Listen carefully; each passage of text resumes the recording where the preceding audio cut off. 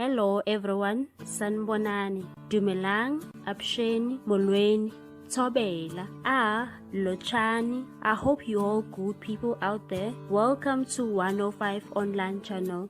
In this channel, we are bringing you celebrity news, entertainment news and gossip celebrity news. If you are new, Operation Dudula movement leader Nhlanhla Lux has sent a strong warning to those who are busy bashing the movement. He has shared the news on Twitter and posted a series of tweets and responded to those who are trashing him. He wrote, "Some political parties are so desperate that the only way to keep their members and themselves relevant is to lie about me.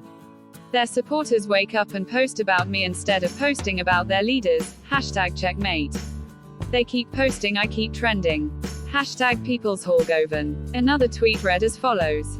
"We will obviously not find any drugs in today's KZN simply because we planned this operation with the people that are law enforcement politicians by day and drug dealers by night. Most South Africans are more loyal to political parties more than the future of their kids." Another said, "There are traps set everywhere for us, including arranged criminal elements organized to cause violence to justify our planned arrests in KZN. The idea is to use courtrooms and bail conditions to eventually keep us away from the streets and our people.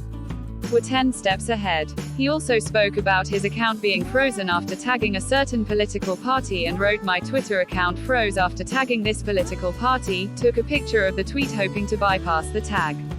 Let's see what happens now, hopefully it will be sent. What are your thoughts on this particular movement? Please leave a comment down below. Thanks for watching, don't forget to subscribe for more news.